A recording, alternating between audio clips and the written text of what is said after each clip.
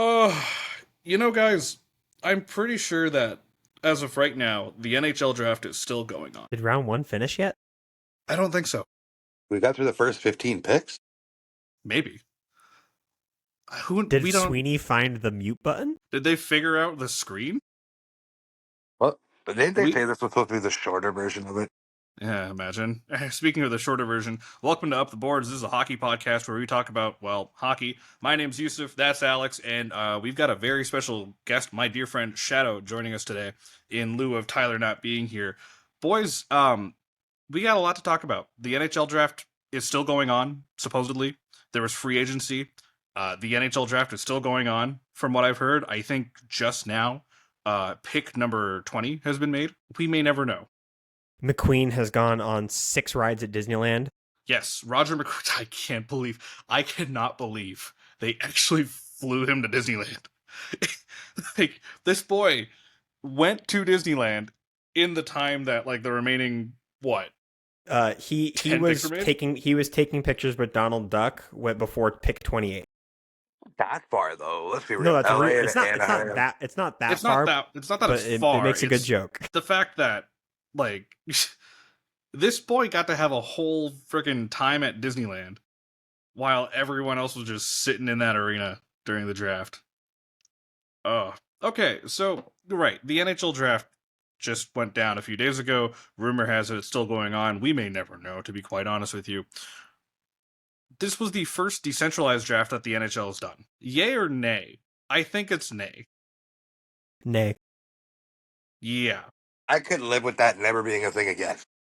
I think we all could. I think Gary Bettman definitely saw this and was like, I'm never trusting the GMs ever. One Friedman was talking about how one GM messaged him jokingly, kind of, that Bateman is going to hold this over GMs anytime they want to get anything ever. The last time I listened to you guys, look what happened with the draft. I mean, it was. I think the GMs saw what NFL GMs get to do at their draft, and to try and just replicate that failed gloriously. Well, what baffles me is part of the reason why certain GMs wanted a decentralized draft in the first place was because you have guys like Steve Yzerman, for example, who are so secretive about everything they do that they didn't want other GMs like peeking over their tables and like listening in on their conversations. And they were hoping that this would speed up the process, but if anything, it was far, far worse. I get it. I can get it. You want, when you're negotiating a trade up or a trade down, you don't want your actual feelings about your target out there, and you want to feel secretive. But the GMs are the only people who actually know how big of an issue that was. Right. If you saw the draft at the Sphere, the teams were not that close to each other, and the teams had extra staff looking around. Like, it doesn't. And at that point as well, I think at the day of the draft, you should know what you're actually looking for. And you're big. That's why you make a big board. That's why you. Yeah, that's why you make a big board, and just you got to speed the process up somehow. Now, granted, I don't think that this the amount of time taken during the draft is entirely their fault. There's other things going on. Like, if you're watching the broadcast at home, every player's getting 2 interviews for some reason. They have to go to the freaking Wizard of Oz board to talk to the GM via Zoom, which was really awkward. Where a GM doesn't know the right button. There's all kinds of audio issues. Yeah. I mean, I work in live sound for my career, and I can literally hear the feedback loop. I hear extra audios. I mean, it was just not good. I mean, and it's live and it's a challenge, but it wasn't the best product at all. Right. For a television cast and for a league that cares so much about what the television product is, this was a flop. Not to mention, like, I get having, a guest come in to announce your pick, but can we save the monologues? The Mammoth got Tony Finau to pick Caleb Denoyer, but he just yapped on for like 5 minutes about Utah before he got Caleb's name wrong. And I'm like, well, goddamn it, you could have saved like 3 minutes of that. The thing with that too, though, is like you want to have these GMs interviewing their new draft picks, You don't need to show it right away on TV. Get through your draft and then use it as another, there's another bonus, I don't know, 2.5, 3 hours of content right there throughout the week. Exactly, Yeah, right? and they have a whole. It's not like they don't have a content room set up. Like the Yeah. players were getting face scans done at the draft. Like For the newest they installment of could have NHL, just that's going to be trash. sit them in a private booth to talk to their front office. You don't need to make this awkward. Like NHL GMs are socially awkward, so you bring this kid up Like, who just got drafted. He's like, "Hey, thanks for Yeah. making my dream come true." And the GM's like, "Yeah, yeah, cool. You got size, and we really wanted you the whole time. You got big legs. Like, you're gonna thanks. add, and you're gonna be such a great addition to our team." Yeah, it's the same generic thing like over and over again.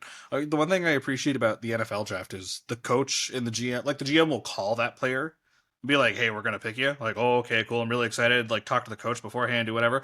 The Lions do this all the time. They'll post their draft every year and see what happens. And like, dude, you get to talk to Dan Campbell for like 3 minutes before you get picked. I'd do that. Just chit chat with them about random shit and then know your name's going to get called up. See, that makes more sense. You get it done beforehand, you get up there, you get your jersey, and then you go. And then you just keep going. It's hard because you sat all the prospects in a theater. Last year, you sat them in the Sphere. Yeah. They're around everybody. They don't really have the privacy for that. The NFL has so many billion rounds. They can actually, and then not all the players are actually there. There's like That's 5 true. stars there, and then they give them a private space backstage. They don't have them out with everybody. They curate the whole thing. So like doing it in this theater standpoint, you don't have a way for the player to actually be isolated before the pick. Right. Which is kind of how you get to do the magic of that. I think the solution, if you're going to not have them there, would have been to do it afterwards. And if you want the clip to go out to the media people for sharing, you can, or for rebroadcasting, you can.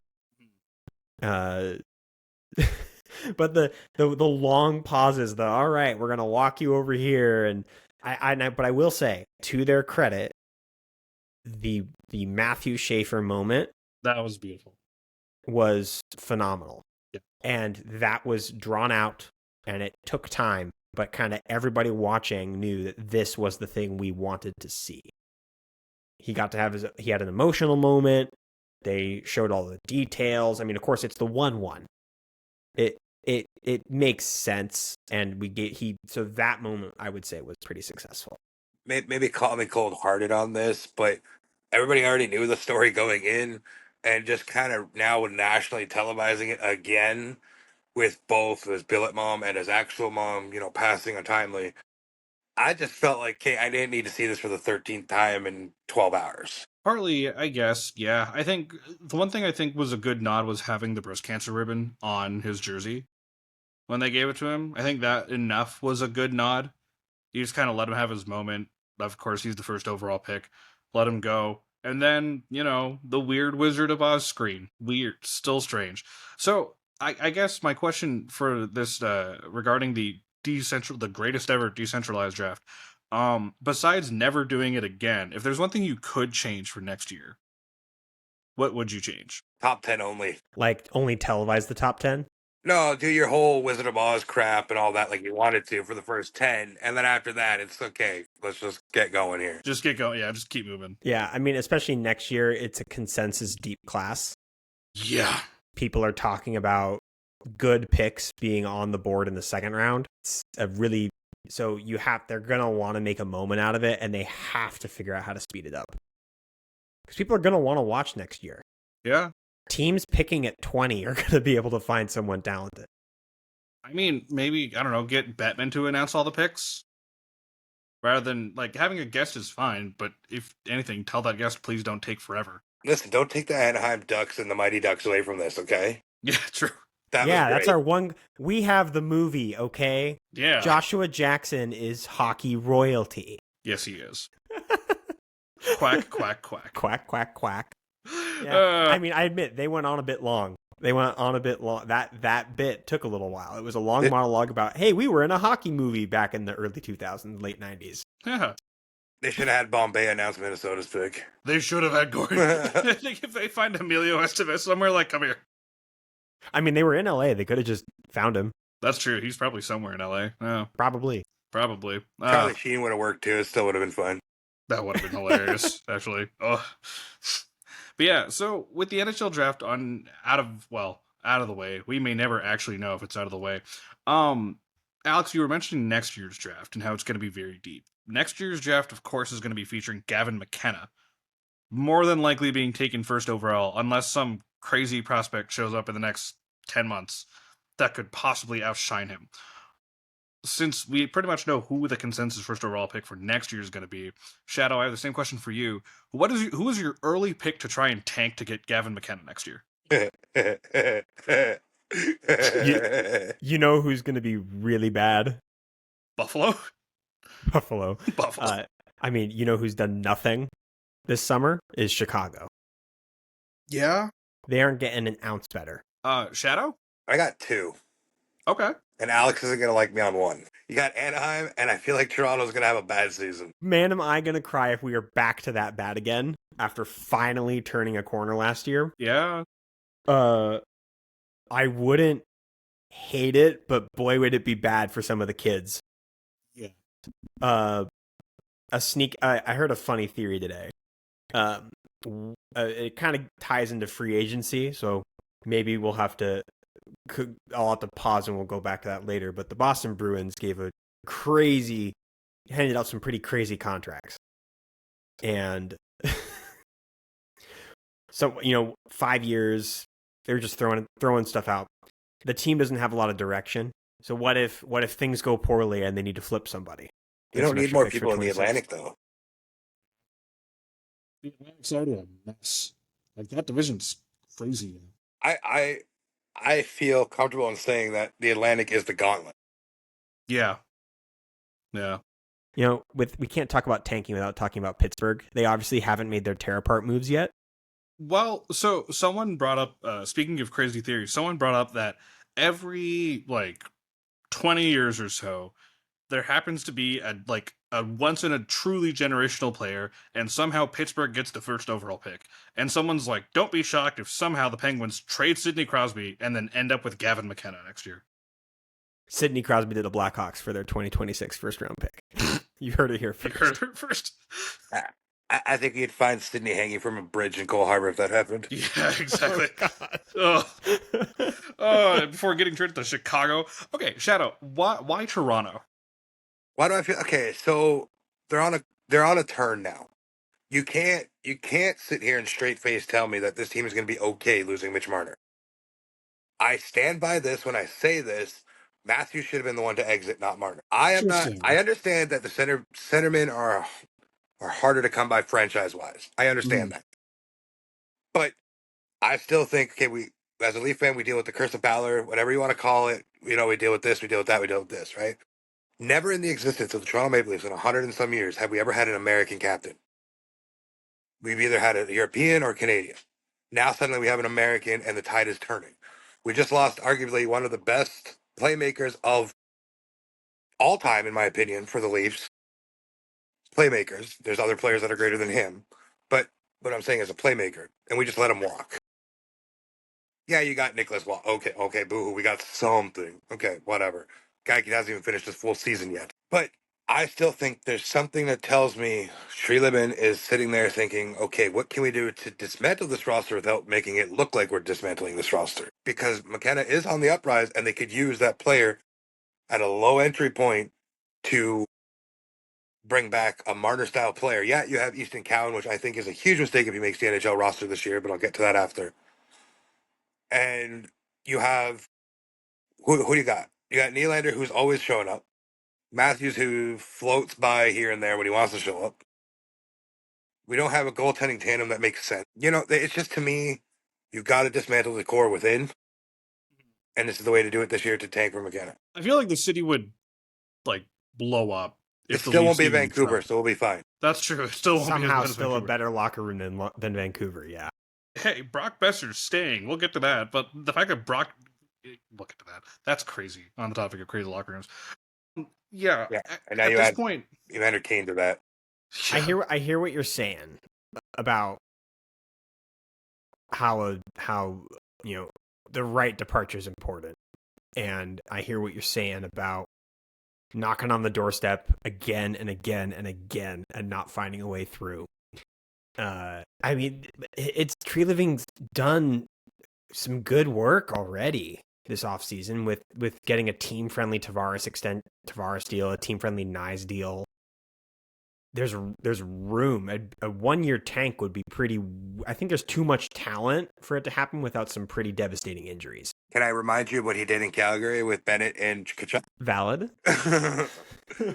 I'm not a big Tree Living fan. I'm giving him the benefit of the doubt, but I've also watched what he did in Calgary and dismantled that roster. Yeah. Yeah. Pretty good job dismantling that roster. I tweeted this earlier on a post that Yusuf made. This is their DeMar moment. If they don't get it done in the next 2 years, everything that just happened was for nothing. So I guess this is the best way to segue into what the next point or next topic would be for the show. And that, it literally verbatim I had in my notes, is Mitch Marner. That's the topic. Because this whole offseason, all eyes were on him. Right? Leafs get knocked out in the playoffs again by Florida again in embarrassing fashion again. Tell me when you heard that one before. And I'll let you know when I don't hear it. yeah, exactly. And the thing everyone's talking about, what's going to happen to Mitch? What's going to happen to Mitch? Is Mitch gone? Is Mitch staying? How much is Mitch going to make? Where's he going to go? The answer to that question was finally given to us a couple days ago. Mitch Marner signed an 8-year by $12 million extension, $96 million total with the Toronto Maple Leafs, and everyone's going, oh, no. He then got traded to the Vegas Golden Knights for Nicholas Waugh. It's a 1-for-1 trade, which is crazy. And yeah, Mitch dominated. Like, all eyes were on Mitch Marner for this offseason. And now that he's gone, how do we feel about this? How do we feel that Mitch Marner, one of the best playmakers in the league, is now on the Vegas Golden Knights, where he gets to wing one of the most underrated centers in the game, Jack Eichel? Same draft class, Jack Eichel. Same draft class, too, Jack Eichel, yeah. Vegas actually has 3 high first round picks from that same draft. A team that didn't even exist, a franchise that didn't even exist when they all got drafted, which is pretty funny. I'll live and die by this sword. I'm happy for Marner. Look at any of his press conferences since leaving so far. He smiles, light. He's loose. He's not uptight. Yeah, he's not tense at all. He's got an actual smile on his face, not a forced, I'm here, yeah. Mm-hmm. I posted this on X last night. I can pinpoint the exact moment Marner knew he was leaving. Go back to last year's playoffs, where Nylander yelled at both Matthews and Marner. Told him to quit crying about shit. That's the exact moment Marner knew he was gone. I think the fit for him is going to be tremendous. I'm assuming he's going to be on that Eichel line. Oh, yeah. If they don't do that, I'd be pretty surprising. But I mean, that's going to be great for both of them. It's going to be great for Stone. They are going to bounce back as a team. I think, the Pietrangelo news is pretty depressing. He might not play a game of hockey again. That's pretty brutal. And when Vegas has been Vegas, they've done it with D. So this is going to be a different version of a Vegas team that we haven't seen yet. I have full confidence it's going to look great, and it's about staying healthy for them, really. Yeah, 100%. I think with the Mitch news, it was inevitable he was leaving, and Shadow, to your point, yeah, you can definitely pinpoint where he knew he was out of here. The way he was treated on his way out, even like this whole season, he hit his first 100-point season in his career, and still at the end of it all was met with boos as they were leaving Scotiabank Arena after getting knocked out by the Panthers. And then he's going to Vegas. There was the whole tampering thing that was going on where Toronto was ready to file an accusation of tampering against Vegas had they signed him up for agency rather than trade for him. And you mentioned DeMar DeRozan, Shadow. And I this has been a question going around all day, and I think yesterday too, from what I was hearing. And that is, do you feel that Mitch Marner is going to get the Vince Carter treatment in Toronto? when Vince Carter famously forced his way out of Toronto and was basically a problem for them for years to come, and basically always found every excuse to trash talk the city. Listen, as much as a Leaf fan I am, I understand this fan base is toxic as fuck. Yes. And I fully expect them to give him the JT and Vince Carter. Long Island JT and Toronto Vince Carter in a perfect storm, that's Mitch Marner the first time he's back. I, for one, if I get to go to that game, I will wear my Marner jersey with pride, and I'll even if I have to buy a Vegas one at that point, I will, because I love Marner. I have been a fan of his since London. I'm a huge Knights fan. I don't hide that. I know that everybody's like, oh, fuck the Knights. But you know what? I've loved them since '05 when I started watching the OHL. And I just fell in love with that team, and that's just who I cheer for. And that's my thing is Marner being a Knight again, now at the NHL level. I like it, but at the same time, I know he's going to get ridiculed so badly coming back, and I hope that Vegas doesn't make him available for any media the first time he's back. Oh, 100%. 100%. That's definitely going to be a problem if he Do does. not allow them in that room the first time he's back. He is in the right place, though, to deal with a toxic response to being on that team. Vegas is the most hated team everywhere they go. But they built through trade. Everyone gets upset about it. Everyone gets upset about the LITR shenanigans. They're insulated to deal with this. It's never bothered them. He's going to be around players who are going to be able to, an organization that's going to be able to support him. Yeah. The thing that does bother me as a Leaf fan, though, he mentioned it, that Revo and Patches had a conversation with him about what it's like there. That kind of hit me the wrong way a little bit. In what way? Well, everybody is defending Vegas. Oh, they didn't tamper, but then you hear stuff like that, and you're like, oh, there wasn't any tampering at all. I fully believe there was lots of conversation since the season ended. Even going back to Four Nations with Mark Stone, there had to be conversations happening. I don't truly believe that Vegas didn't have their hand in that cookie jar waiting for that glass to break. Now, let me ask you this, both of you. Toronto does hypothetically win the cup this year. Is any of this a thing? Because as a dad that has two boys that play minor hockey, when we're losing, it's toxic. When we're winning, everybody's quiet. Right. So now let's escalate that to the NHL level. The Leafs win, Marner stays, everything's golden again, right? We forget about the past. This is why I hate Leaf fans. They're so fickle. They don't understand that they're the reason players don't want to be here. Yeah. Montreal has the same ridicule, but they still get players to want to go there. Yeah. Media-wise, I mean winning changes everything. It changes the fan base. I think a lot of fan bases have toxicity to them. No fan base is totally fine. Would winning get Marner to stay? I don't know. I think he was thinking about testing the market no matter what. Does it make it a lot easier for him to stay? Hell yeah, it does. I think to the point of every team's got its toxic fan bases. If you want to look at a different sport, look at baseball, right? The Red Sox and Yankees fan bases alone are incredibly toxic. And yet, people want to go to the Yankees. Players want to, well, they traded Rafael Devers, but we're not going to get into that. In the Yankees case, they have scared away players like midseason. Like the fans have ruined. Like that's Joey, the fans have like look at Joey Gallo. Oh yeah, I forgot. Oh, yeah. I mean, that's nothing new. No, at least for them, they're pretty much the Yankees and the Leafs are equivalent to each other. Dallas Cowboys and the Leafs are equivalent to each other as well. The Dallas Cowboys are such an interesting case, though, in their comparison to the Toronto Maple Leafs, because they are very good at attracting players, because everyone wants to, like, a lot of people want to be a Cowboy, but the fan base is just so incredibly, I don't know if toxic is the word. I think dumb might actually be the word. Now you're just describing Buffalo. Well, yeah. No, that's hopeless. No matter what Buffalo team, hopelessness. Shout out Terry Pagula for figuring out how to not be a good team owner.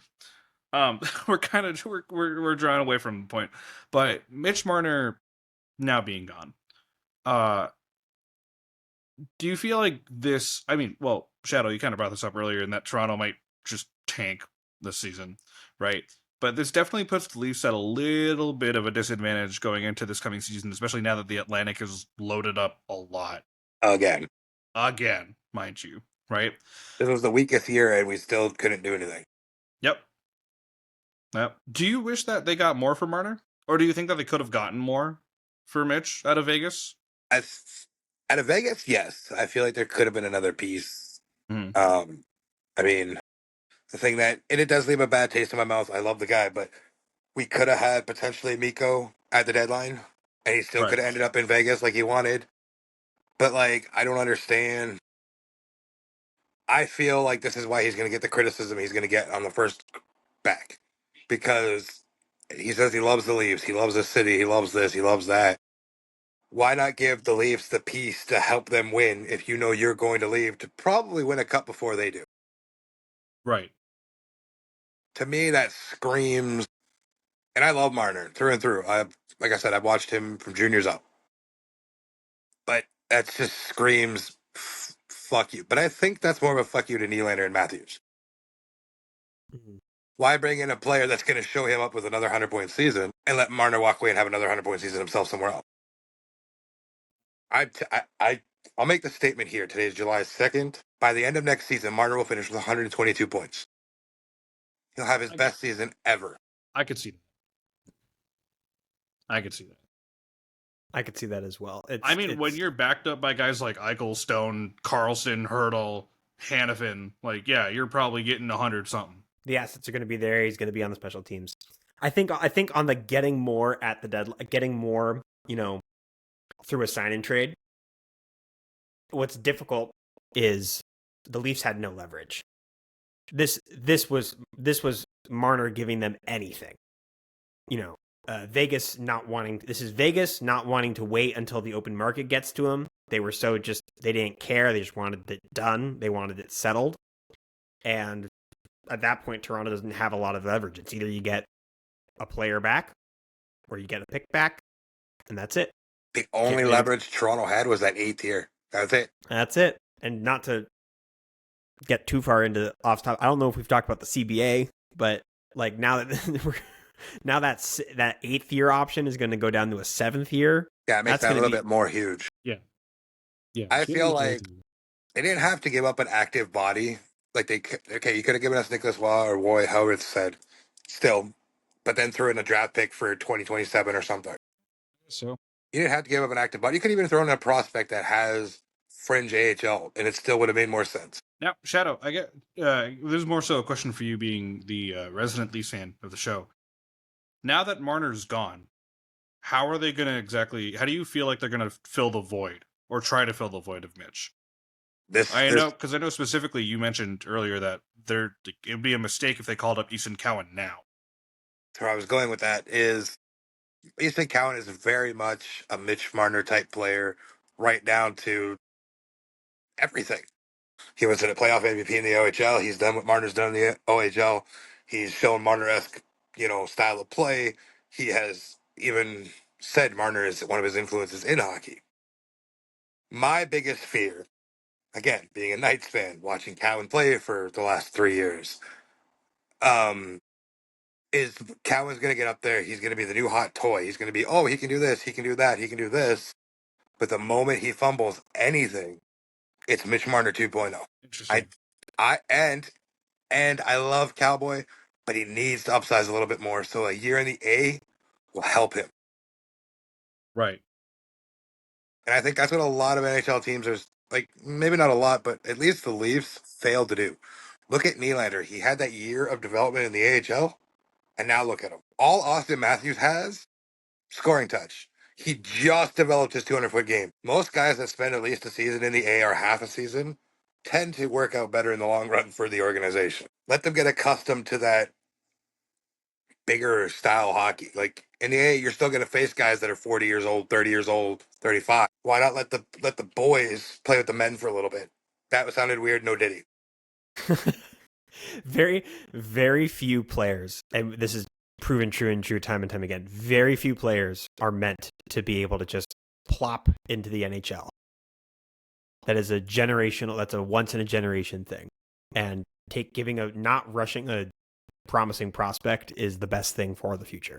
So hopefully they don't rush Cowan, but They're going to, because they need that remake They need playmaker. that, exactly. They need that playmaking something. So Easton Cowan's the best thing they got. Plus, any other promising prospect they had, they've traded, right? Fraser Minton's gone. They have Matthew Nyes, but they just, they got him through Nyes extension. turned out to be interesting, and I don't mean that like a peculiar way. Mhm. Like, he came out of nowhere. He did. Literally. He really did. And he developed a game that I don't think the Leafs have seen since May. I would compare Nyes now to kind of like a Tucker. Interesting. Okay. he's an intangibles guy. He is. He brings so much to the table that you don't see on the stat sheet. You have to watch it in film. Yeah. It's awesome. I think has definitely been a great addition to them. But Since we're still, one more thing on the Marner topic before we move on. Yeah, of course. I said to you, and I still don't have a confirmation of the source, but it's been passed around by multiple reliable sources.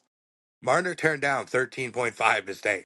I was going to bring that up. Right. I remember you telling me that. So I haven't gotten any confirmation on that either. But I think no matter what the money, he was never going to stay. It'll be interesting. I don't know if you also seen those leaked screenshots between a conversation between Justin Bieber and him. Bieber called him a bitch. No, I did not see that. I don't know the actual I haven't seen context. the I don't know if 13 it's either. actually a thing, but I've seen That's these kind of things. funny. Imagine getting called a bitch by Justin Bieber. Yeah, but no, I remember you telling me that he supposedly had turned down 13.5 to stay. I fully believe that no matter what the money, they would have offered him. Like they could have found a way to clear out $20 million and said, "Here you go, Mitch, $20 million a year." Mitch would still say no. I think for all intents and purposes, he knew he was getting out of Toronto. Where? Somewhere. Just he wasn't staying in Toronto. Probably wasn't staying in Canada either. I think it's been Vegas the entire time, dude. Yeah. I think it's always been Vegas. It's always been Vegas. And here's the thing: there's this thing about Vegas.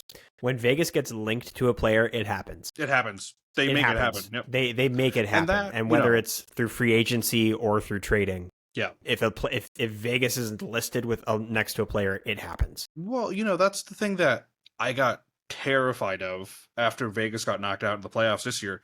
Is the first thing I read the day after they got eliminated was Vegas front office openly speaks they are going to make a splash in the offseason. And I'm like, who in the hell could they possibly get?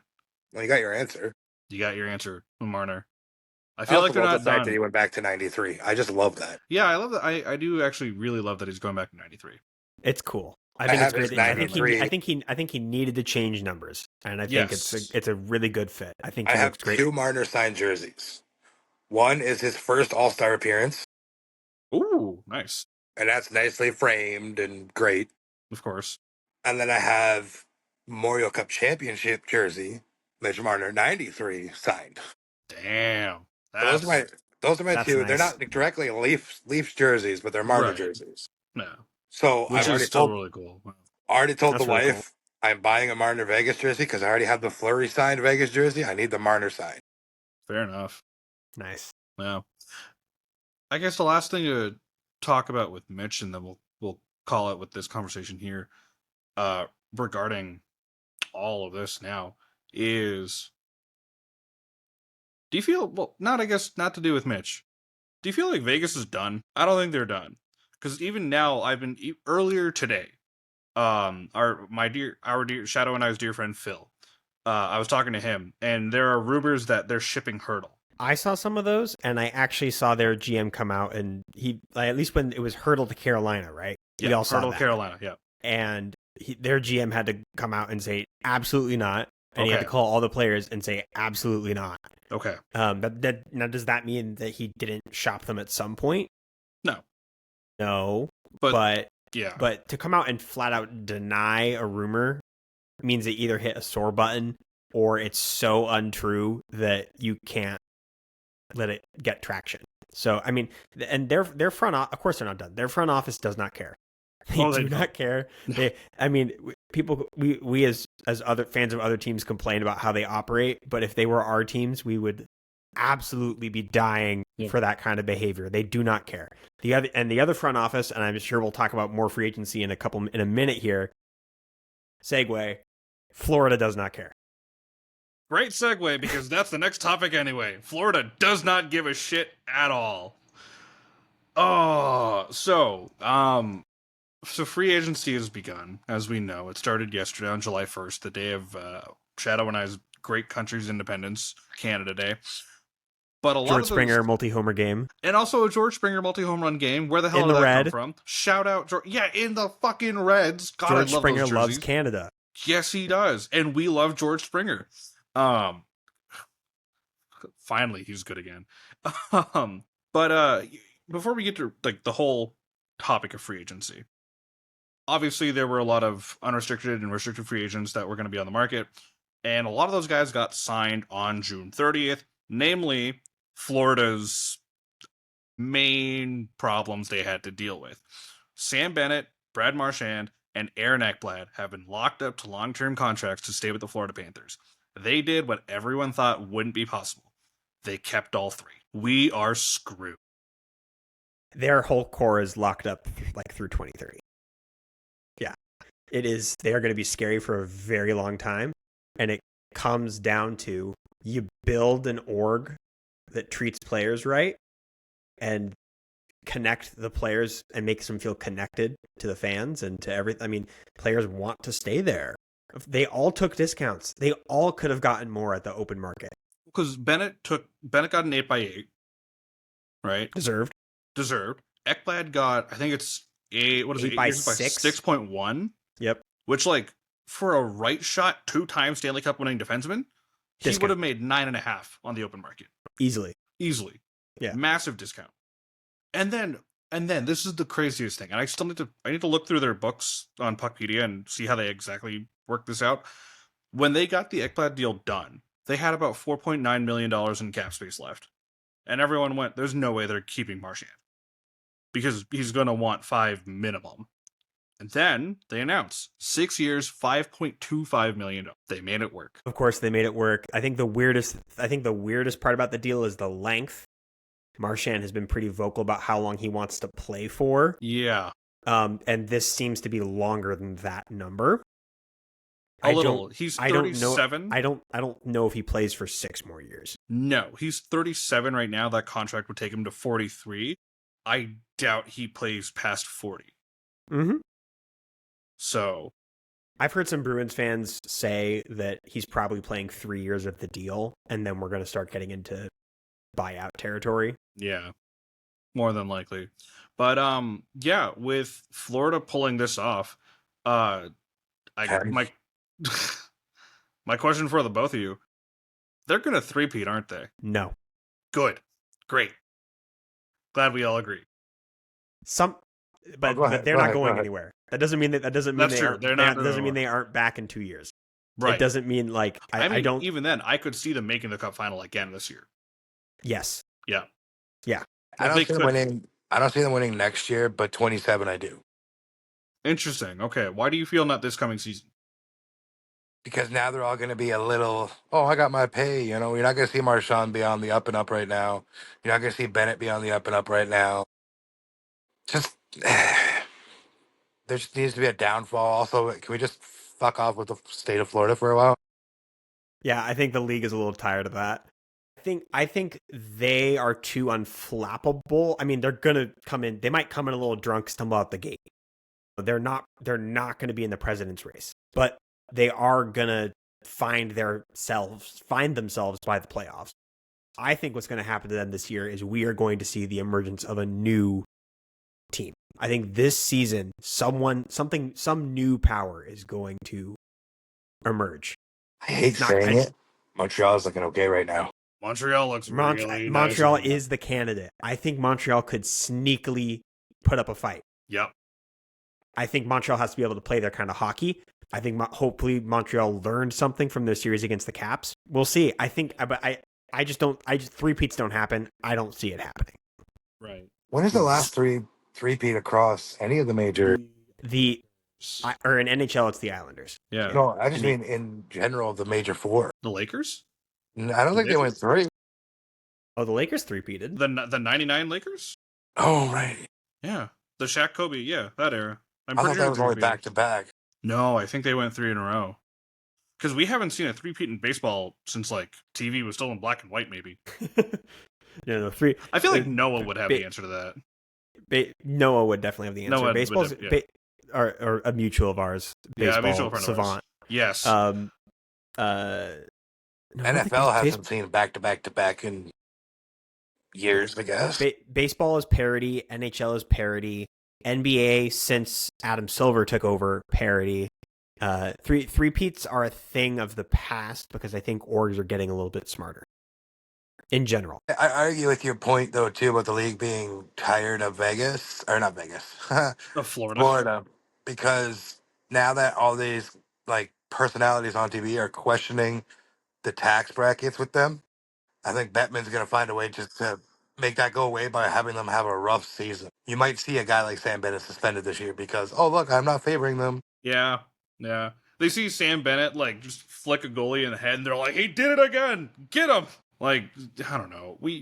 I feel like people are I think the league, my comment when I said I think the league loves Florida, yes, they do, because they're at least the Panthers right now are demonstrating how well run of an org they are, and that makes money for the league, so Bettman likes it.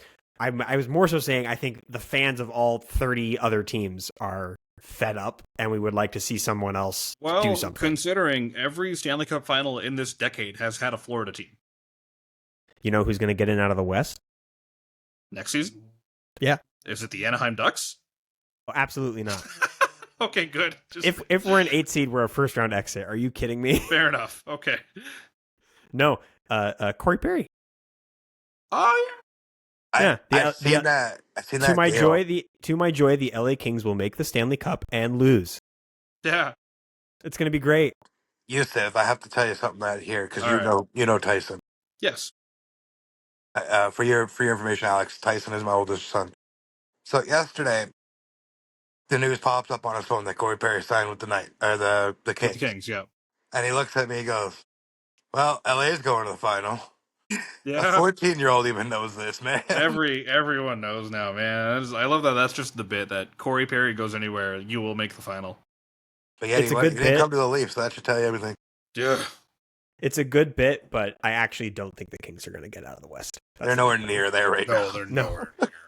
They're nowhere near it. They've got a few things they've still got to solve. They've got some stuff to sort out, but boy, would it be funny if Corey Perry pulls them to the finals. That would be one of the most jaw-dropping things I think I've ever seen. Give him the Hart Trophy. But yeah. Even if he finishes the season with like 50 points, give him the Hart Trophy. Not even that. Yeah. Just immediately induct him into the Hall of Fame at this point. Yeah, exactly. I have to say, as a Ducks fan, I dropped to my knees, and it was a rough couple minutes, and I just went, "Fuck you." I mean, it was hard, but it obviously he was never going to come back here. But it was like, of all the teams, all the teams. I mean, he could have gone to San Jose. He could have gone to San Jose. Would have been hysterical. So here's the funny part. My wife is a converted Sharks fan. She grew up in the Bay Area. They went to Sharks games. Since coming into my life, I've turned her into a Ducks fan. I'm sorry about both parts to her, but anyways. Yeah, well, we'll see what happens. She has always had this thing where, like, the Ducks fan base, I mean, we love Corey Perry until very recently. And so she sees she'll see a Perry jersey, and if we're interacting with someone in Perry anything, she tries her best to just get us out of that conversation. Boy, does she hate Corey Perry. It's a funny turn of events, that's for sure. Yeah. Well, I'm surprised you left Edmonton, but I am surprised he left Edmonton. I think let's talk about Edmonton. Well, let's talk about Edmonton. Well, let's talk about. We're going to get to free agency. So, free agency, like I said, started yesterday. And if you want to talk about confusing deals, this is definitely the year to do it. There were a lot of head scratchers, some that made sense, and a lot more head scratchers. And I think since we brought up Edmonton, why not start there? They trade Evander Kane. Everyone goes, okay, they have some extra money. And then they lock up Evan Bouchard, 4 years, $10.5 million a year. That's a former London Knight right there. That is former London Knight, Evan Bouchard, yes. He was good there. I don't know so much about Edmonton anymore, but um, people are obviously everyone's looking at that contract going, okay. The justification is that he is, I believe, first right now in playoff scoring among defensemen since 2022. Sure, but 10 and a half, like, so our the mutual keyword defenseman. right. Keyword defenseman. Keyword. We all watch the cup. He shoots right, and he's a defenseman. Yes. Right. So that gets him the number. this is also what, year 4 or year 5 of him being in the show. I think so now. Yeah, he's only been here like still 4 got years. about 2 more years before you can actually really start hating on the guy. Because it takes about average 5 to 7 years before an NHL defenseman develops into the player that they need to be. Same with goaltenders. It is a hard position. It is a very hard position. Defensively, we saw him get exposed in the cup, right? Evidently, twice. I mean, just a lot of room for him to grow. And I think his offensive game is what everyone talks about. He's got a great shot, and that's about it. He's got a Pronger style shot. He does. Yeah. He does very much of a Pronger style shot. And yeah, $10.5 million is a lot of money. There's justifications for that, I'm sure. But now the conversation becomes, oh my God, guys, Edmonton has their own core 4. Because there's 4 guys making more than $9 million. Not to mention, this was again brought up by Shadow and I's mutual buddy Phil. Him and Darnell Nurse make a combined $20 million against the cap. Yeah, but in the next 2.5, 3 years, that'll go down to about roughly 16, 17. Yeah. The deal right now is 10-5, right? Or 10-4? Yeah, 10-5. 10.5. Yeah, 10-5. So in about 2 years, that'll roughly equivalent to what is now 8-2. Oh, we're talking about cap expansion. Okay. Yeah, when we're cap talking expansion happens. You know what I mean? Okay. So yeah, it looks bad now, but it could be like that Nylander deal. Right. Where it looked terrible when it signed. Yeah. But as the cap moved, it looked really good. Yeah, that's a valid point. That's a valid point. Cap going up, they are going to have some more flexibility. I think the most head-scratching thing about Edmonton's offseason is it doesn't really fix their problems heading into this year. I think they are not a better team. They can't. I think they're going to have to go cheap on. They're going to have to go into the bargain bucket to fill out the rest of the forward core. And they did get Andrew Mangiapane. It's not nothing. It's not nothing, but it's not everything. They should go back they should go back over to the Euro leagues. You know who they should bring back? Their first overall pick that busted right out of the NHL. Nail Yakupov? Bring him back. Hey, that is the highest drafted Muslim player of all time to you, sir. Oh, good God. Anyway, that was a shit show and a half of that. But... Oh, boy, wasn't it? Yeah, Edmonton, I'm not entirely sure what they do. Everyone in the world looked at them with one issue. Yes. Everyone in the world said you need a 1 in your net. You need a true 1 in your net. You need a stopper in your net. And those goalies don't grow on trees. Those people don't grow on trees. And the closest thing that was openly available was John Gibson. And they didn't get the deal done. The last time the Oilers had a true number 1, I'm going way back here, Dwayne Rolson. 2006. That was a true number 1. They haven't had goaltending since then. You can argue Mike Smith made a case, but not really. Yeah. To be fair to Edmonton, have you guys thought about the fact that 2 years in a row, they have run into their kryptonite? Exactly. There are lots of teams that could have snuck out of the East that Edmonton beats the last 2 years. Florida is the one engine built to stop Edmonton. I mean, it's not hard to shut down Evander Kane, McDavid, and Draisaitl when you have defensemen the size of fucking overlords back there in front of Bobrovsky. Right. Yeah. You shut down them. Yeah. See, I hate the hypotheticals because I was there in 06 when Edmonton lost to Carolina. Like, I lived in Edmonton. I was at those games the entire playoff run. And then now you go, what if Dwayne didn't get hurt? Yeah. Right? That's true. Fast forward 20 years. What if Hyman didn't get hurt? Yeah. Big deal. There is a major what if. I don't think anything would have changed, but what if? Yeah. It's hard. 100%. Hypotheticals are dangerous at that level, so I get you. It just, I don't know. I think about what the Oilers have done so far in signing Bouchard and then subsequently signing Andrew Mangiapane, and what they still need to fill space-wise, especially in net. And I always think back to something you told me, Alex, something you had heard, where the Oilers are really good at tricking other teams into thinking they're bad. Yes. Yeah. Just, I need an elaboration on that. Because I feel Okay. like that's something that really helps explain why they don't do anything to bolster the team. Yeah, I mean, so Knobloch has shown over the last 2 years that he can outcoach some of the, quote, best coaches in the league when it comes to playoff time. He out-adjusts you.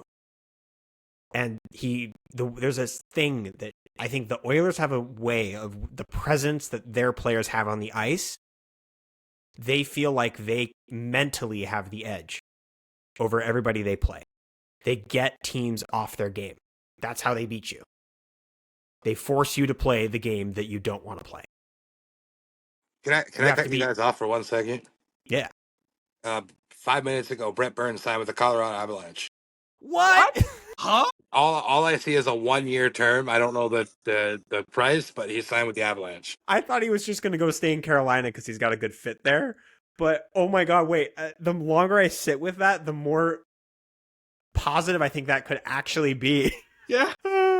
I mean, he's still got stuff in the tank. He showed us that this year. He's still got some stuff in the tank, and you have one of the most iconic offensive defensemen of the last. You can also have him 15 on years. that team. You could have him a fourth line right wing. You could.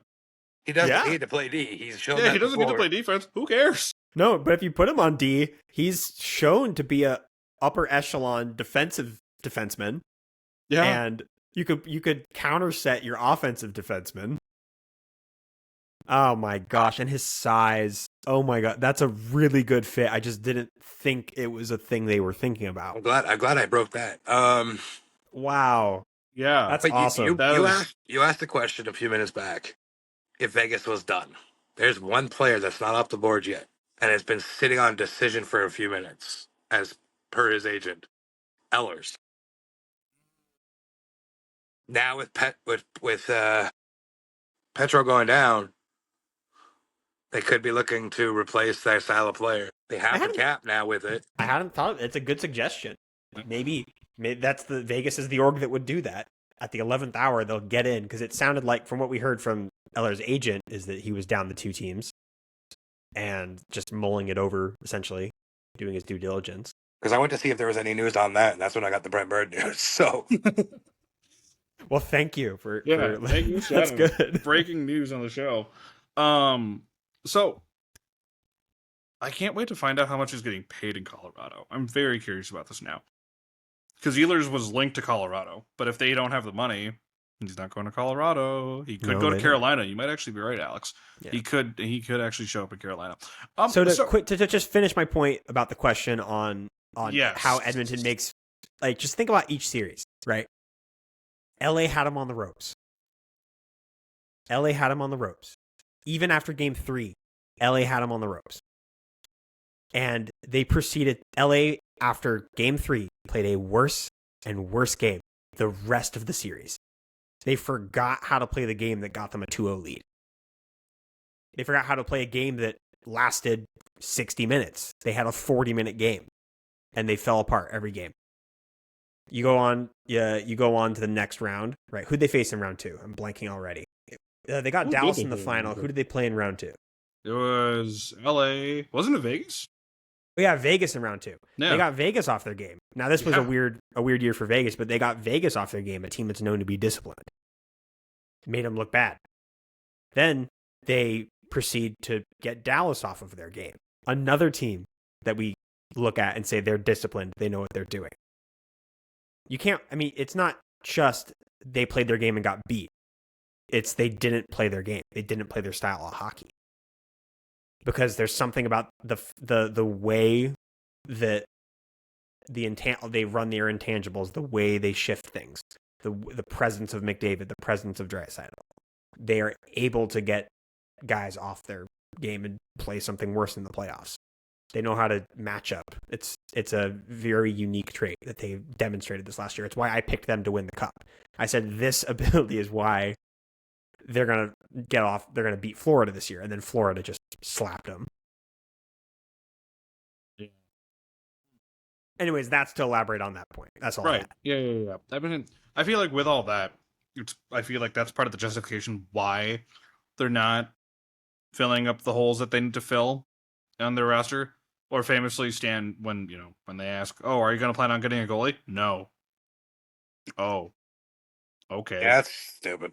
Yeah. Well, besides at this point, they'd have to do something drastic to get one. So yeah, it might not be worth overpaying. So no. Well, yeah. On that note, though, with free agency going on, there's definitely been a lot of interesting contracts, as I alluded to earlier. Do you feel like a lot of players got overpaid this year, guys? I think so, but again, that has something to do with the cap going up. Mm-hmm. Yeah. No. I think teams are a little less strained about the cap situation, and they get short-term deals. I think a lot of these deals work really well for players. I think it's a very player-friendly offseason. I've mostly been scratching my head about some of the decisions, like for everybody staying. There was a lot of rumblings, lots of situations where it looked like the relationship between player and team had fallen apart, and so we were looking at a free agency exit. And then, the best example is Besser. Yep. Nobody had Brock Besser staying and said he gets a great deal. I don't think Brock Besser had Besser staying. How did that happen? There were going to be suitors for him if he made it to the first. How did Thatcher Demko stay? That's an interesting one. I think Thatcher Demko is in a weird situation because teams know what's in there, but the only team who knows the health record is Vancouver. So Vancouver's giving him that deal as a sign of either good faith or protection into it. But no one else has the medical record. But they're also coming off the Abbotsford Canucks winning the Calder Cup. And Arthur Shilov's just won MVP. There's two goalies at the AHL level that absolutely hate me, and I legitimately mean they actually don't like me. Is Mike McKenna from so 2018 when the Marlies won the Calder Cup against Dallas. I ever liberally shitly trolled that man to no tomorrow. I tweeted at him nonstop because the goal that Texas got in that game didn't actually cross the line, but they rewarded the goal anyways. And I went to war with him about that. He has me blocked on X. And I don't like Thatcher Demko. He gave me the finger once at a Utica Marlies game. Really? Yeah, he's a piece of shit. Yeah, told me he was a bum. Yeah, I know, right? Well, Thatcher Demko is so interesting because him signing that extension, I think it's Vancouver saying we trust you because again they're the only one that know the health records, so they're hopefully relying on them for being healthy in the future. If I'm wrong, you two might know this a little bit better than me. But if I'm wrong, doesn't Vancouver also have Mikey DiPietro? Yeah, I believe still they have do. him. I think they do. Let me check. I think so. Where has he been? He's not been on the NHL roster. He's not on the AHL roster. Or at least played on either of them, I should say. Yeah. I mean, while Yusuf looks that up, I mean, the Demko injury, we were hearing reports from the top reporters that this injury was looking like career-altering. And now all of a sudden he's getting an extension. Is it Snow that did that? Where he signed it? Or no, was it Snow? No, it was DiPietro. It was DiPietro. Is it another DiPietro situation where we're giving him money just to sit at home and do nothing? Cap's going up. We'll just pay you to sit. Cap's going up. Shadow, to answer your question, Mikey DiPietro is in Boston. Oh shit! When did he go there? It looks like he either was traded or sent over there sometime in 2022-23. No shit, that's how irrelevant he's been then. Okay, that makes sense. Yeah, exactly. He was a trusted, touted prospect for a while. Yeah, well, he just finished his season with the Providence Bruins. 40 games played. He finished with a .927. It's not terrible. All right. Well, 2 goals against average, but yeah. We're confused by Vancouver, but Vancouver is confused by themselves. Yes. To keep spinning around, there were lots of weird contracts. Yusuf, you suggested a really good one to me yesterday. Oh, god damn it. Oh, okay. So, Shadow, we're going to play a game. It's what is the most confusing contract that you saw signed? I'll go first. Cody Ceci. Yeah. Cody Ceci signed, what is it, 4 years, $4.5 million? And I'm I'll, like, I'll one up you a little bit because okay. it's not really. Cody Ceci is a little, at least it makes sense on paper. Jonathan Tapes signing in Winnipeg. The way that contract breaks down confused the living shit out of me. Yeah, because it's all bonuses. It's just nothing but bonuses. Like, I know what you guys are doing with the bit there with why is this contract confusing, but like legitimately confusing is that contract. Hmm. I mean, that's fair. But yeah, I'm Cody, gonna I don't even know how Cody Ceci still has an NHL job. Oh, I don't get it. again, it's part of why I don't have that much actual faith in the Kings. And if they get to the cup, Corey Perry. Yes. My submission, Tanner Jeannot. Where did he sign? Boston? Huh? Isn't that Yeah, like he a got 2-year deal? he got 517. What are you doing? Yeah, he got a 5-year, God. 5 years, 17 million.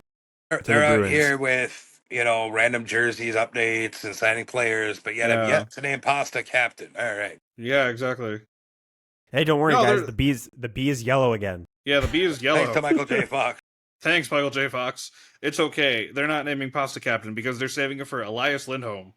Nah, McAvoy. Or McAvoy, yeah. Biff-a-boy, whatever you want to call him now. Surprise move. Swayman gets the C. Finally, a goalie captain. Roberto Luongo is screaming in the rafters.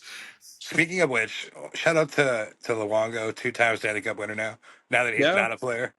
Now that he's not a player. Now he's not a player. He's celebrating like he won it, though. Yeah. The Jeannot contract with Boston is nuts. 5 years, 17. That's like what? 3.5, 3.6? Yeah. Year? But that kind of term, that's crazy. Yeah, 5 years for Tanner Jeannot. And That's kinda it's not crazy. a knock on Tanner Jeannot. It's just he hasn't had a great track record the last few years, especially after he got traded to Tampa. I see Swayman traded mid-season this year. We talked about this last time we did an episode of the show, but I see a situation where Swayman gets traded at some point. Probably to Vancouver, so he's closer to home. Yeah. I guess. I don't see it, but that's just Or me. Seattle. They traded him Vancouver. What do you do with Demko? It's the Corey Schneider, Roberto Luongo situation all over again. Oh, good God. Ugh. Ugh. I mean, there's a lot of people who'd be looking for it if that were to happen, and a lot of crazy GMs. So let's just be honest, he's going to Vegas. Yeah. Yusuf, you also said the Granlund deal was a little head scratcher. The Michael Granlund deal is definitely, I don't know if I want to call it a head scratcher, but it's, how do I say this nicely without being mean to Michael Granlund? It's okay. He's got a lot of money. He's $21 million richer now. He's got 21 million reasons why he's better than you. Yeah, exactly. So, go ahead. Yeah, so Michael Granlund signs his wild, what is it, $21 million contract, 7 years? Yep, it's a 3x7. 3x7, yeah. Okay. Great. I don't know how to feel about that, but he is playing for your Anaheim Ducks. So, here's the thing with Michael Granlund. Here's the thing I feel with a lot of players like him that get heavily revered and talked about towards either trade deadline or offseason. They will constantly talk about this person like they are, like a first ballot Hall of Famer. They're going to be, oh, they're such like a pivotal player. Michael Granlund is a great player. Don't get me wrong. Is he worth $21 million? Yeah, I'd say he is. That's fine, right? But is he really worth $7 million a year? That's my thing. You know why he's getting $7 million a year? Well, because the Ducks guys who stick around and get moved a lot have not only they contribute some really good intangibles to the ice, but they're also looked at he's looked at as a very respectable vet. Yes, so that's true. He's coming into a young locker room that needs desperate skilled veteran leadership. Desperate. And the floor for the vets to be skilled in Anaheim is pretty low. I think he's going to add a lot of depth to the team. He's going to add a lot of great intangibles, and he's going to be around for 3 years, and that number is not going to be a problem. that number's not going to be a problem, and Anaheim needs to get better in the faceoff circle. McTavish and Leo need a bit of a faceoff mentor, and Granlund is excellent in the faceoff Pretty good circle. mentor to have for that, yeah. Yeah, completely fair. And you need to pay a bit more than he might get elsewhere to get him over here right now. So 3x7, I think it works. I just thought of something because we were talking about Edmonton and free agency. I need your guys' opinions on this because I think it's absolutely stupidity at its finest. Yet they did it with Evander Kane and it somewhat worked. Thoughts on Edmonton trying to potentially sign Carter Hart? I don't know if you've heard that, but there's massive rumblings that they're trying to get him. I don't. Once he's cleared, If on the 24th of July. He's cleared. I said That's, if. I mean, they already got one controversial name in their freaking organization, and Stan Bowman. I wouldn't be shocked, but didn't bother him when they had Evander Kane. Yeah, exactly. I forgot that Bowman went there. Yeah, Bowman's their GM. That's not a good look if you sign Carter Hart, too. No. It's not a good look for the Oilers at all, especially if you're someone like Connor McDavid. Right now, like we talk about the Oilers a lot because like we talk about the Oilers a lot, and this is not an Oilers podcast. It would be hilarious if it was, but there are so many things that they're choosing to do that are not giving them a good look, especially for players wanting to potentially sign in Edmonton. Or Does for everybody GMs forget why Gretzky left there in the first place? Oh, it's because their owner was broke and cheap. Not just that. He was caught sleeping with news reporters and his wife found out. I've actually never heard that one. That is exactly why he was traded out of Edmonton. Because his wife demanded or she was going to publicly divorce his ass and make it a big thing. Oh, Jesus Christ. So she got to go home and he got to get out of Edmonton. Oh, Gretzky. Anyway, away from the Oilers. I guess the thing I want to talk about now, as we wrap this up with free agencies, we talked about confusing contracts, we talked about everything. Who do you feel came out of free agency so far? We're only literally a day or two in now, right? At the time of recording, this is July the 2nd. Who do you feel has come out looking pretty nice, both in trading and just what they've been doing free agency wise? Overall, Montreal masterclass. Overall Vegas for sure, but Montreal, what they're doing is Montreal masterclass. Yeah, I can't say that, not puke. Yeah, I mean, Vegas obviously has pulled off something great, but I think Montreal has done something really well, and a lot of people are really happy with the Islanders for some weird reason. Well, I think people are happy with the Islanders because of their drafting. They did a good job. They actually did a decent. The fact that they were able to get out of this year's draft with obviously Matthew Schaefer first overall, and then rather than I still can't believe they didn't get James Higgins. What a hysterical moment in history that everyone will laugh at forever. But they ended up using. Might not matter. Exactly, it might not matter because they ended up getting Victor Eklund and Kashan Atkinson. And getting Victor Eklund that late? If McQueen wasn't at 10, there was stuff linking the Ducks to Eklund. I mean, he was a very good fall. Yeah. They lucked into that. They very much lucked into getting Victor Eklund at 16. So they did a good job. Yes. And then we did just bash the Tanner Jeannot contract, but Boston's also done a good job. Pittsburgh is head scratching with their trades. Yeah. Well, I know they traded Nedeljkovic. He's a Shark now, so that's kind of strange. I don't know how you have that much confidence, I should say, in Jari. Yeah.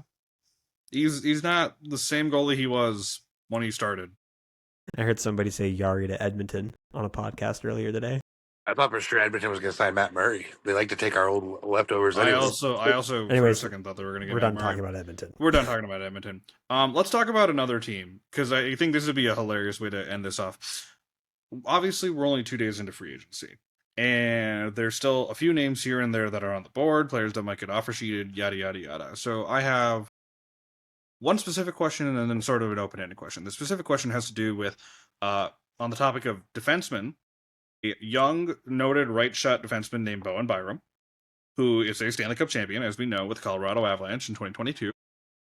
There's a rumor that Buffalo might be shipping him off, and possibly whoever gets him will be giving him anywhere between $10 to $12 million a year. So, Utah? Maybe. apparently St. Louis is linked to it. That would But make some sense. the Sabres want Jordan Kyrou, which, Ooh. Yeah, I think that's why that is a stalling point for that deal. Probably. Probably. I mean, which team isn't going to want to be in on that if they don't have depth that they feel good about? He fills a very unique role, and Buffalo has a tendency to get fleeced. Yeah. So, I mean, every team's going to, like, every team, every fan base is going to say, yeah, we're going to do that. Yeah. Olin Zellweger for Byram, go. Do it. Exactly. We will give you a bag of chips for Bowen Byram right now. You can have Alex Killorn. Yes. Yeah, you can have a whole contract. I know you're done with Edmonton, but Bouchard to Buffalo for Byram. Bouchard to Buffalo for Bowen Byram. Buffalo Bouch. What problems does that solve? None. No, but it'd be None funny whatsoever. It would be really funny. Yeah, I feel like we're getting to a point where now that the heavy amount of free agency is done. Now, granted, as we are still recording this, Nikolai Ehlers has still not been signed anywhere. So we're still waiting on him to go somewhere. God damn it. Just sign a damn contract already. Make your damn mind. I think he's got all the offers that he would have at this point. And now it's just the decision time. Just wait it out, see where he ends up going. My second question is a little more open ended, and I take not a lot of time, but whatever time you want to maybe elaborate. Who do you feel as we progress with free agency in this offseason? We've got 2 months. We got July and August, training camp start in September, right? As we move through free agency, who's one team you feel will make a fair bit more moves as we keep going? Like one team that's really looking at this free agency and looking at next season, like looking ahead, going, we want to make a splash next season. So we got to start working now. And we got to make whatever moves we can now that are doable. Ooh. That's the attitude that Verbeek came into this offseason with, and he hasn't done anything. Really. So I would argue. I would say the Ducks should be doing that if he's going to say that. But I think Vegas is going to keep doing things. They're going to keep doing more because they just don't stop. I don't think Dallas is going to do anything extra. I want the Blue Jackets to do some stuff. Yeah. Well, Dallas is such an interesting situation because they got to figure out their cap situation. Yep. Jason Robertson, please be a Red Wing. I think my answer is the Blue Jackets. Okay. Yeah. Shadow? Clear winner. Obviously, and it's probably just going to end that way. Vegas. But the team that's going to do the most retooling, Utah. We're going to see Utah be very competitive this season because they have the ways to make things work. And I think Utah will go out and get, who doesn't want to don that cool ass jersey? Because that Mammoth is sick. That is a cool jersey. The color scheme, don't know if I'm a fan of, but I do love that logo. Yeah. I have some mixed feelings. But the Utah Mormons. Mammoth. The Utah Mormons. A Cheeto Mormon jersey would be sick. That would actually look really cool. As free agents, though, I say Utah. I think Toronto is going to make a big splash in a trade. I think they're not done just yet because I'm hearing rumors from my sources that Kadri's coming home. And these are reliable sources. Now, if it's true, it happens. If it doesn't, I'm not going to be hurt. Kadri's still one of my boys. But I don't think he wants to come back, but he would be a good 3C, 2C for us. Or even just playing the wing with JT. Yeah. So that's why I say overall winner Vegas, overall free agency winner Utah, and big splash trade Toronto or Pittsburgh because they have a million draft picks all of a sudden. Yeah. Pittsburgh can retool however they so damn please. I think I'm also going to go with Utah for who's going to make a lot of moves in the offseason because I've never seen an owner so transparent and vocal with his fans that they want to be competing. They don't want to be another expansion team that was kind of just like bottom of the barrel, right? They want to fight. They don't want to be like a Seattle that's kind of like stuck in the middle. They want to be a Vegas. This might be equivalent though to year 2 Seattle. Yeah. This year two Seattle was such a wild year for them. Wasn't year 2 the year that they did the playoff upset? Yeah, where they knocked out Colorado. Yeah. Yeah. So Utah could get in, knock somebody out. Yeah. That's what you do afterwards. Right, exactly. It's what you do afterward. But it's the fact that if they're able to do that, Yeah. it'll have a No. lot of people watching. Still very positive. Exactly. He's got an entire state to get into the game. So yeah. All right. And with that being said, I guess had the way to end this, and I know Alex really wants to do this for our respective fan bases. What's something you want to see your team do? Alex, would you like to go first? Because I also know you have a eulogy to. Yeah, I have. Recite. I thought about it. I wanted to say. I don't think we haven't talked about the Zegers trade because it happened the day after we recorded the last episode. Yeah, I am so angry. We recorded the last episode and then Zegers got traded. And Zegers got traded. That deal didn't make any sense to me, really. I don't know why they didn't give him another year. I was so confused on that too. I don't know why they didn't give him a year with Q. We have a new coach. Could have given him development. Could have seen a lot of growth. Whatever, it's happened. It's very clear Verbeek did not like Z. It's just very obvious. I think he'll be in Philly. I'm rooting for the kid. He is amazing. He made a lot of people fall in love with hockey, and I hope he keeps doing what he wants to do. And he's going to be hilarious over there with Jamie again, and they can pee together finally. And the Gibby trade, we were thinking about it for a long time. I'd be more upset if he went to a different team. He went to the Red Wings, and I think that's a great fit for him. And do I think the return's a little low? Maybe, but it's always about his health, and Mrazek's a decent backup, and we're putting just Dostal between the pipes. I think what I want to see is they need scoring, and they need to fix the power play. They've done some great coaching hires. I love Jay Woodcroft coming on as the assistant coach to Q. We're going to see what Q does to the team. I would have loved to have gotten Ehlers. He was my personal, we're not going to get Marner, but Ehlers would have been cool. So I'm still crossing my fingers that happens. That'll be my answer. I think for me, I'm just going to go talk about the Red Wings here. God damn it. All the big names we wanted got taken. Like Keandre Miller got a fucking sign and trade for God's sake. And they got a first round pick out of for Keandre Miller. Bullshit. Anyway, so far, so I'm not complaining. I mean, with the draft and then with free agency so far, as Alex implied, John Gibson is going to the Red Wings, which I'm very happy about. We have our guy for the next 2 years, 3 years. If we can get him to an extension, maybe that'd be a little fun because he's already on year 7 of his contract. By the time he's done, hopefully Sebastian Casa will be ready to go coming out of Grand Rapids. Trey Augustine's obviously still down to the ECHL and also playing college. So maybe he'll be ready to at least be a backup by then, or he'll be in Grand Rapids while Sebastian Casa takes over the net in Detroit. As far as everything else goes, we've been mainly focused on signing our depth guys. Albert Johansson got a new contract. Elmer Soderblom, my favorite behemoth in the NHL, the 6'8" death trap himself, is staying with the Red Wings. We got Jacob Bernard Docker, who, if you don't know him, young right-hand shot defenseman, solid bottom pair depth guy. But again, these are things we need, right? So it's been good so far, but man, we got to figure out things about forward depth again. There are things we have to figure out in goaltending. Having a proper second line right shot D would be good behind Mort Seider. The hope was Aaron Ekblad or Keandre Miller. That obviously fell through, or Gavrikov, and that fell through too. We'll see how Steve Yzerman really handles the rest of this offseason. I have my faith. Of course, we got Patrick Kane on a year again. I think he's going to retire a Red Wing at this point, which is really weird for me to say. That my mortal and nemesis and my nightmare for years, Patrick Kane, is going to retire a Detroit Red Wing. But hey, that's a reality, and he's been great in Detroit, and we love him here. Yeah. So, yeah, so far it's been fine, but I think we really need some help on depth now. And maybe if we can find a guy, like a good second line winger, maybe a first line winger, to pair up with Lucas Raymond and just try to terrorize players. That's what while we're waiting for Lucas to be the stud that he's going to be, it would be nice. But we'll see. I still trust Steve Yzerman. Shadow? Anything for the Leafs that we haven't talked about already?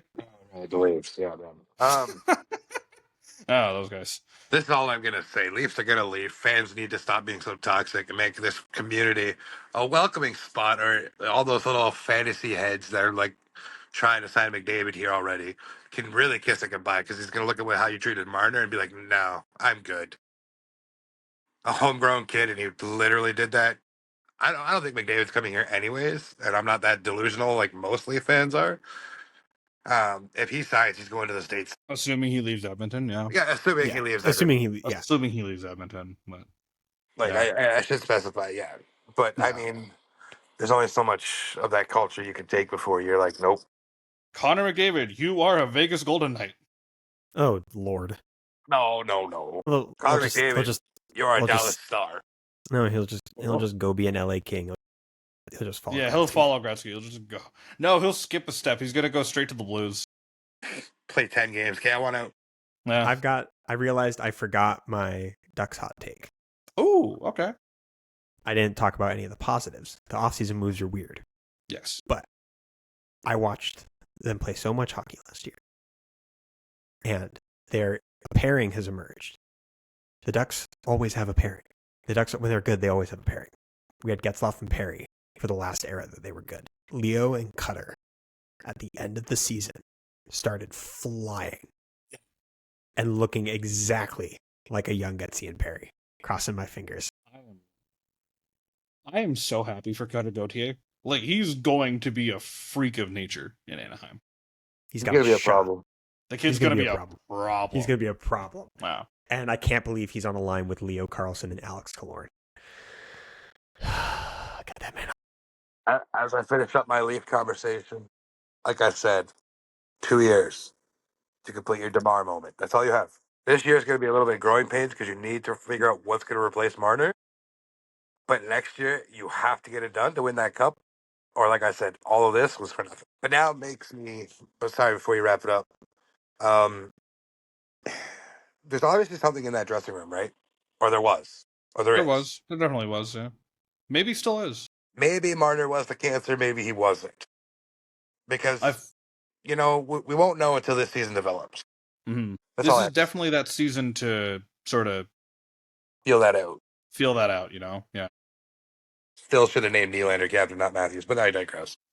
100%. I do agree with you. I'm a big fan of American captains on a Canadian team. No offense to the Americans. This is a little weird. That's how the cookie crumbles. On that note, I think this is a good time to wrap up. This has been good. This has been another riveting, truly, episode of Up the Boards. We'll be back probably in another week. Tyler's probably going to be back by then. More stuff's going to happen in the offseason. Who knows? By the time I finish hitting record and upload this video, Nikolai Ehlers will sign somewhere. Who knows? But Alex, of course, it's always good chatting with you. Shout out, thank you again for coming on this week. Appreciate you, buddy. I'll come around more, man. Oh, of course, we'll have you on far more. All right, until then, though, everyone, good night and goodbye. Goodbye. Good night.